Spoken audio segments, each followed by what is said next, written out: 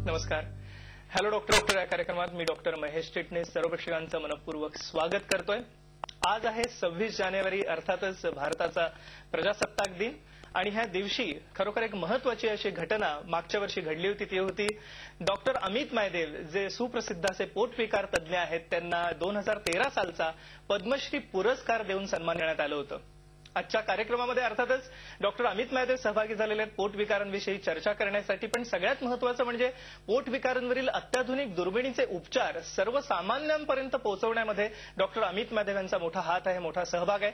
आणि म्हणूनच 2013 साली त्यांना केलेल्या समाजसेवेबद्दल, रुग्णसेवेबद्दल खास करून 2013 सालचा पद्मश्री पुरस्कार देऊन सन्मानित करण्यात आलं होतं. डॉक्टर अमित मायदेव यांची मी थोडक्यात या ठिकाणी ओळख करून देऊ इच्छितो. आपला जो आजचा कार्यक्रमाचा विषय आहे तो आहे पोटविकार. आणि पोटविकारांमध्ये खास करून ऍसिडिटी, बद्धकोष्ठता आणि त्याचप्रमाणे पोटदुखी, होणारे पोटातील खडे, पोटाचे कॅन्सर्स आणि त्यावरती असणारे नवीन प्रभावी दुर्बिणीचे उपचाराविषयी आपण चर्चा करणार आहोत. पण डॉक्टर अमित मायदेव यांची ओळख करून देताना मला आवर्जून सांगायचं वाटतं की सर्जरीमधलं आपलं प्रशिक्षण पूर्ण केल्यानंतर एंडोस्कोपी किंवा नवीन तंत्रज्ञानाचा ध्यास असल्यामुळे भारतापर्यंत किंवा भारतातील रुग्णांपर्यंत एंडोस्कोपीचे उपचार पोहोचवेत ह्या हेतूने त्यांनी जर्मनीला प्रयाण केलं. त्या ठिकाणी 3 वर्ष ट्रेनिंग घेतलं आणि भारतात परतल्यानंतर भारतातील पहिलं व्हिडिओ एंडोस्कोपी सेंटर त्यांनी मुंबईमध्ये सुरू केलं. आणि या ठिकाणी त्यांचा प्रवास थांबला नाही, तर हे असणारं अत्याधुनिक तंत्रज्ञान सर्वसामान्यांपर्यंत पोहोचावं, सर्वसामान्य रुग्णांपर्यंत पोहोचावं, ह्या ध्यासासाठी गेल्या वर्षी त्यांनी Baldota institute of digestive sciences, जे ग्लोबल हॉस्पिटल परळ या ठिकाणी आहे, या इन्स्टिट्यूटची स्थापना केली. आणि या ठिकाणी एकत्रितपणे एका छताखाली आज पोटविकारांवरील सर्व निदान आणि उपचार एकत्रितपणे पुरवले जातात, ज्याच्यामध्ये दुर्बिणीचे उपचार आहेत, कॅप्सूल एंडोस्कोपी सारखं अत्याधुनिक तंत्रज्ञान आहे. या अनुषंगाने मला आवर्जून सर्व प्रेक्षकांना दाखवायला आवडेल की 2013 सालचा पद्मश्री पुरस्कार जो डॉक्टर अमित मायदेव यांना दिला गेला होता तो आपण बघूया आता स्क्रीनवरती. आपण या ठिकाणी बघतोय की 2013 सालचा पद्म पुरस्कार डॉक्टर अमित मायदेव यांना देऊन सन्मानित करण्यात आलं होतं. आपण बघू शकता खास करून केलेल्या समाजसेवेबद्दल त्यांना हा पुरस्कार अर्पण करण्यात आलेला आहे, देऊन गौरवण्यात आलेला आहे. या ठिकाणी आपण बघतोय डॉक्टर अमित मायदेव आता आपले राष्ट्रपती माननीय प्रणब मुखर्जी सर यांच्याकडनं या ठिकाणी पद्म पुरस्कार स्वीकारत आहेत. आणि कुठल्याही डॉक्टरला एक अभिमानास्पद, कौतुकास्पद कामगिरी अशी डॉक्टर अमित मायदेव यांनी पोटविकार आणि त्यावरती केले जाणाऱ्या दुर्बिणीचे उपचार आणि त्यामधील संशोधनामध्ये बजावली आहे. कार्यक्रमाकडे वळूया. सर्व प्रेक्षक उत्सुक असतील डॉक्टर अमित मायदेव यांचं मार्गदर्शन घेण्यासाठी, खास करून पोटविकारांसाठी, ज्याच्यामध्ये ऍसिडिटी, बद्धकोष्ठता आहे, पण इतरही पोटाचे आजार, ज्याच्यामध्ये पोटाचे कॅन्सर्स, पित्ताचे खडे असोत किंवा पोटदुखी असो, याविषयी. सर, आपलं पुन्हा एकदा कार्यक्रमामध्ये एकंदरीतच आपल्याला सर्वप्रथम प्रेक्षकांना काय सांगायला आवडेल पोटविकारांविषयी? हो, आता पचन संस्था जी असते ती अतिशय एक चमत्कारिक संस्था आहे. कारण शरीरामध्ये वेगवेगळे अवयव, वेगवेगळ्या संस्था काम करत असतात आणि त्याच्यामुळे हे आपलं शरीर चाललेलं असतं. हे एक अतिशय कॉम्प्लेक्स प्रकारचं एक मशीन आहे शरीर म्हणजे. आणि पचन संस्था सगळ्यात कॉम्प्लेक्स अशा प्रकारची संस्था असते. कारण पचन संस्थेमध्ये बरेच अवयव एकत्रितरित्या काम करत असतात. आणि पचन क्रिया जर आपण बघायला गेलं तर ती सुरुवात होते ऍक्च्युली तोंडापासून, आणि मग तोंडापासून दातांपासून, दातांचा अतिशय महत्वाचा सहभाग असतो. त्याच्यानंतर मग हे अन्न जे असतं ते आपल्या अन्ननलिकेमध्ये जातं आणि मग अन्ननलिकेमधनं हे अन्न जठरामध्ये आतमध्ये ढकललं जातं. अन्ननलिका पण ही मस्क्युलर ट्यूब असते आणि मग जठरामध्ये गेल्यानंतर हे आपण जो घास गिळतो त्या अन्नाचा आम्लपित्त म्हणजे हायड्रोक्लोरिक ऍसिड ह्याच्यामध्ये मिश्रण होतं. आणि मग जठरामध्ये 3 ते 4 तास हे अन्न राहतं आणि हे अन्न थोडंसं पचन झाल्यानंतर मग छोट्या आतडीमध्ये ढकललं जातं. छोट्या आतडीची सुरुवात असते म्हणजे डिओडेनम. आणि डिओडेनममध्ये 2 महत्वाचे रस या अन्नामध्ये मिसळतात आणि ते म्हणजे पित्तरस जो यकृतामध्ये तयार होतो आणि तसंच दुसरा म्हणजे स्वादुपिंडाचा रस म्हणजे पॅन्क्रियाटिक ज्यूस. आणि ह्या 2 महत्वाच्या रसांनी कार्बोहायड्रेट्स, फॅट्स आणि प्रोटीन्स या तिघांचं डायजेशनला सुरुवात होते. आणि ही पचन झालेलं जे अन्न असतं ते मग छोट्या आतडीत ढकललं जातं. छोटी आतडी जवळजवळ 21 फूट लांब असते आणि छोट्या आतडीचं आतलं जे लायनिंग असतं ते मखमलीसारखं असतं आणि ह्याच्या आतला जो सरफेस एरिया असतो तो खूप मोठा असतो. आणि पचन झालेल्या अन्नामधले जे चांगले पदार्थ असतात ते या छोट्या आतडीच्या मखमलीसारख्या लायनिंगमधनं शोषण केले जातात.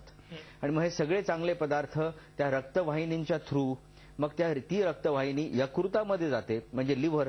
आणि हे यकृत जे असतं ते फिल्ट्रेशन प्लांट म्हणून काम करत असतं.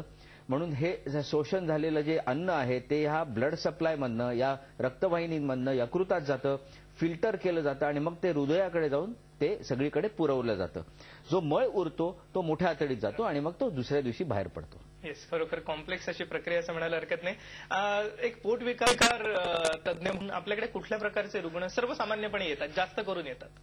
आता सगळ्यात सर्वसामान्य प्रकार आणि सगळ्यात सर्वसामान्य आढळणारा रोग आणि प्रॉब्लेम म्हणजे ऍसिडिटी.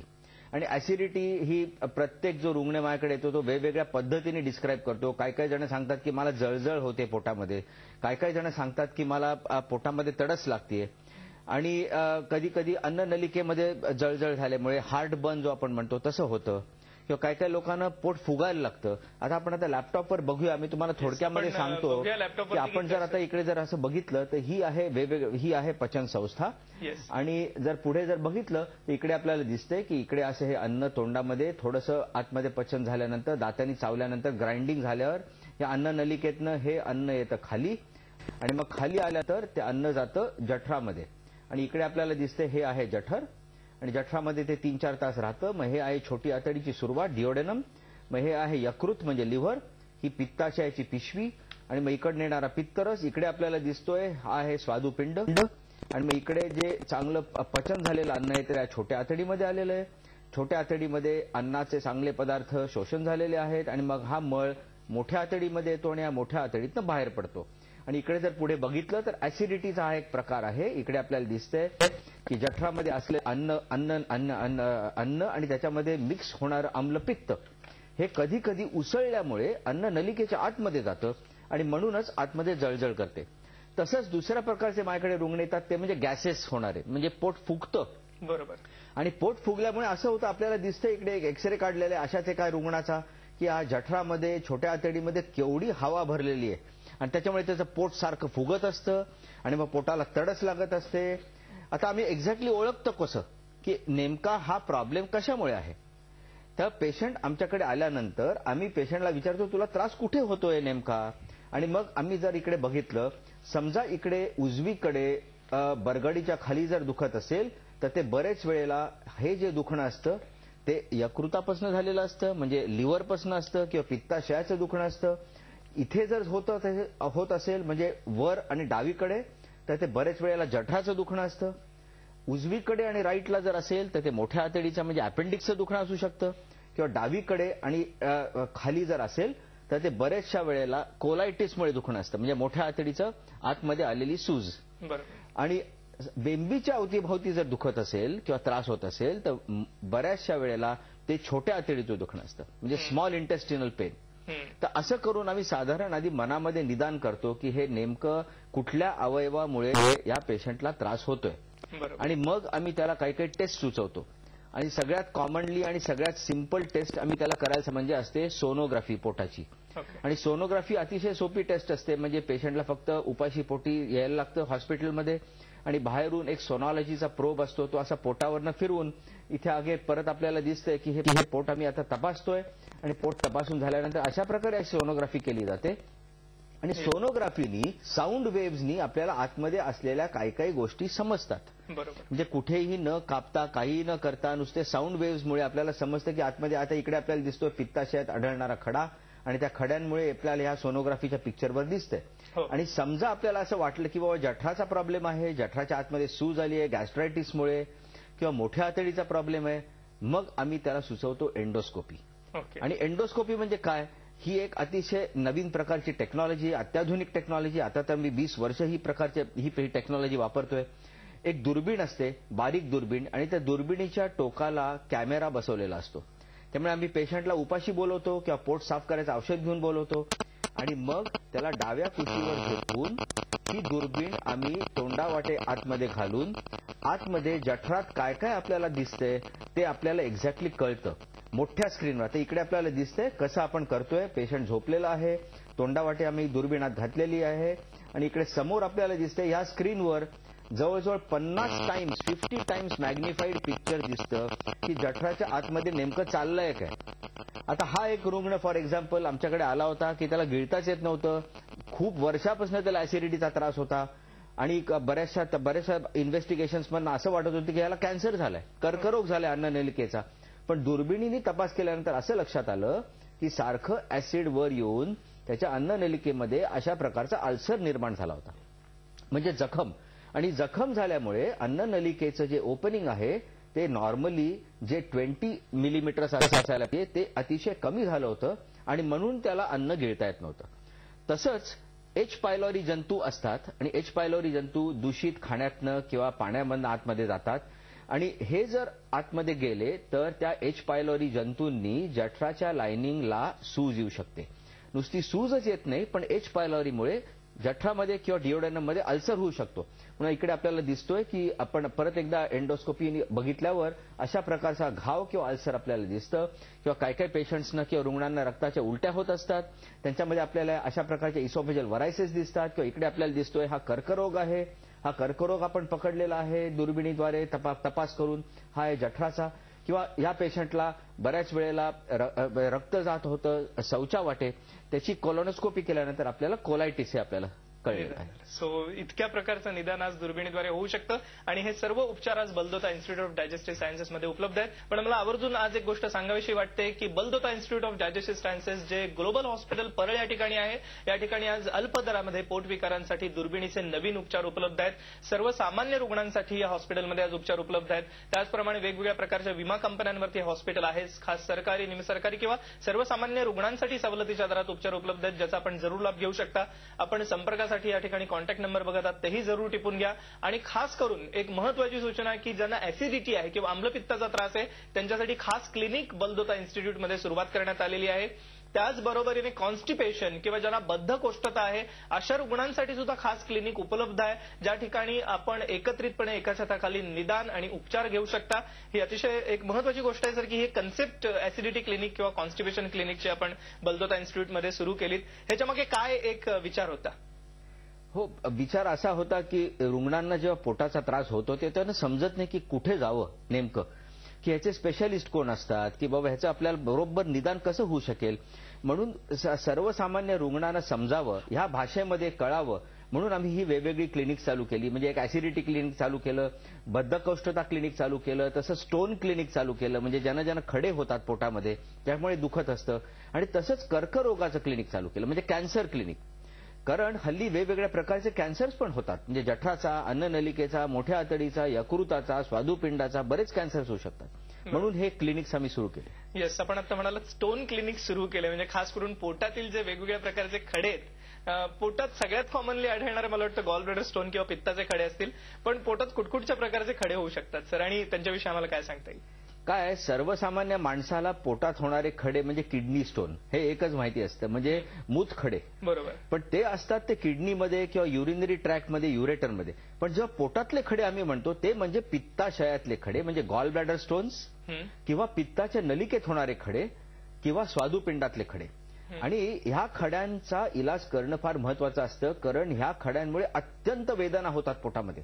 आता पित्ताशयामध्ये जेव्हा खडे होतात गॉल ब्लॅडरमध्ये, तेव्हा हे खड्यांची जी वेदना असते ती पोटामध्ये उजव्या बाजूला, वरच्या बाजूला, बरगडीच्या खाली अत्यंत दुखायला लागतं.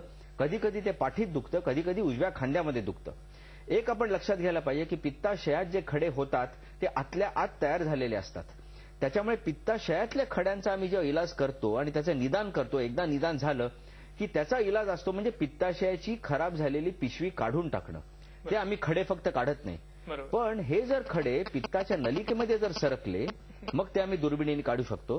किंवा स्वादुपिंडात जर खडे निर्माण झाले आणि पोटात आणि पाठीत जर दुखायला लागलं, जे आपल्या देशामध्ये अतिशय कॉमनली आढळणारा हा रोग आहे, ते आम्ही दुर्बिणीने काढता येतो. आता आम्ही तुम्हाला परत दाखवतो की आपण लॅपटॉपवर इकडे बघूया की हे वेगवेगळ्या प्रकारचे खडे काढलेले मी इकडे दाखवलेले आहेत, जे आपण पोटामध्ये आढळतात, म्हणजे पित्ताशयातले, स्वादुपिंडातले आणि नलिकेमध्ये जे होणारे खडे असतात ते मी वेगळ्या स्पेशल प्रकारची जी टेस्ट आहे किंवा प्रोसिजर आहे त्याला ERCP असं म्हणतात, त्या प्रकारे आम्ही करतो.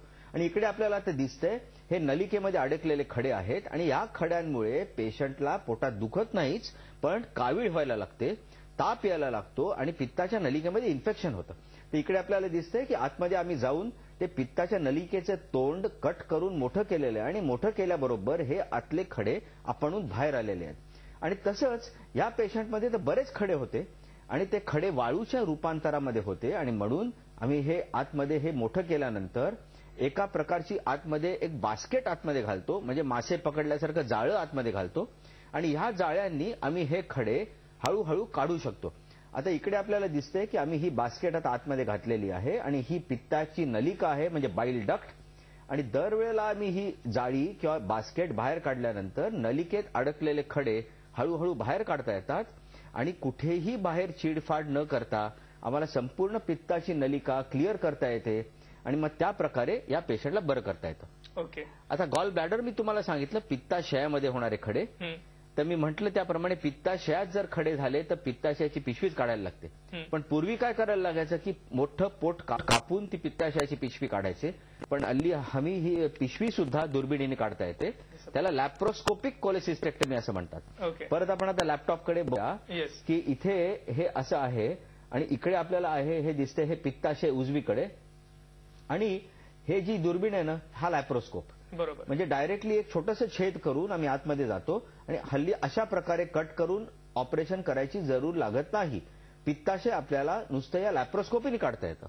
किंवा इकडे आपल्याला एक्सरेवर दिसतंय स्वादुपिंडात होणारे खडे, आणि स्वादुपिंडात जर खडे झाले तर मग आम्ही काय करतो की बाहेर लेझर किरणांनी परत कुठेही चिरफाड न करता लेझर किरणांनी लेझर गायडेड बॉम्ब सारखं आतमध्ये डायरेक्टली स्वादुपिंडातले खडे चुरा करून टाकता येतात आणि मग त्याची पावडर बनवल्यानंतर मग आम्ही हे खडे काढू शकतो.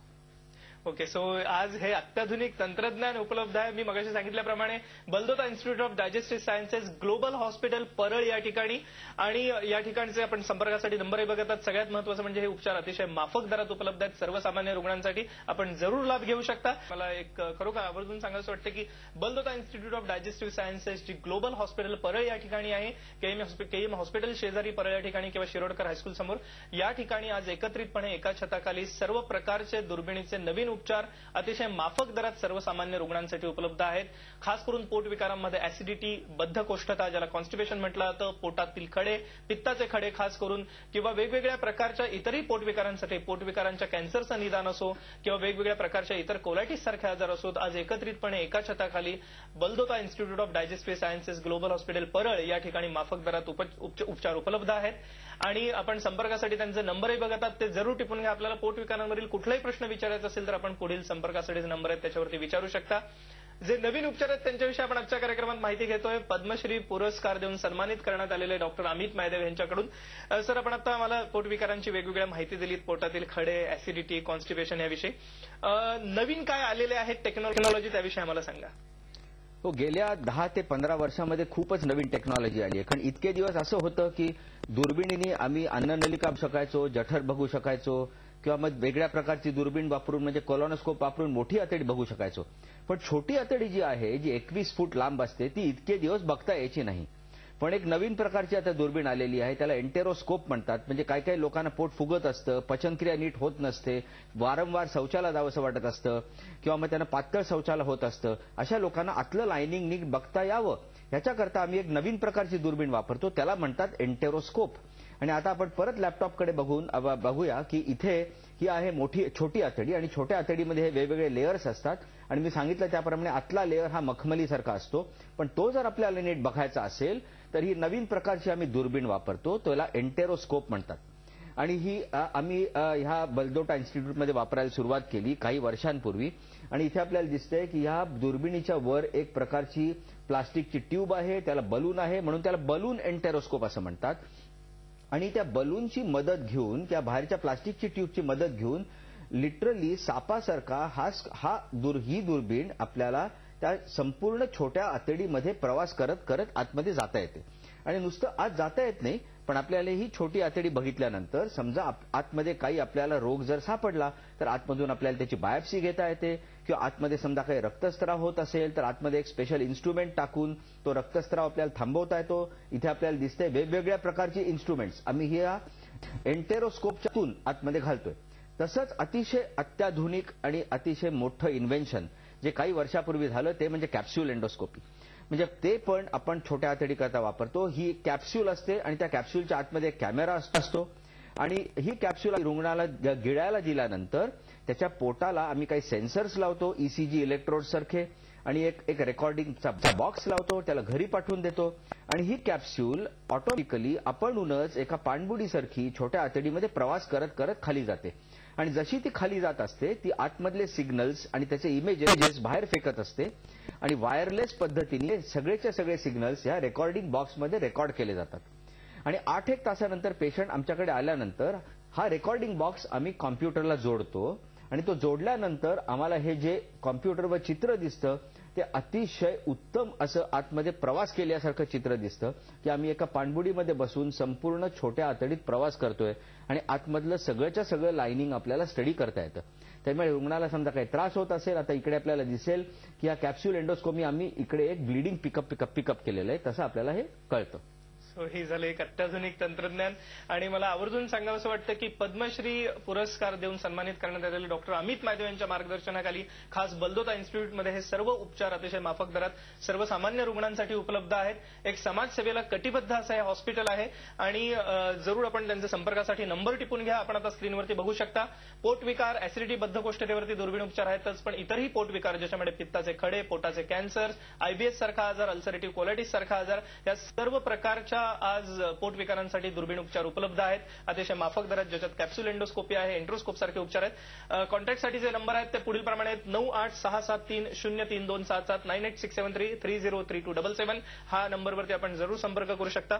डॉक्टर अमित मायदेव, आपण आजच्या कार्यक्रमात सहभागी झालात आणि एक अमूल्य मार्गदर्शन सर्वेक्षण केलं, त्याबद्दल मनपूर्वक आभार. धन्यवाद.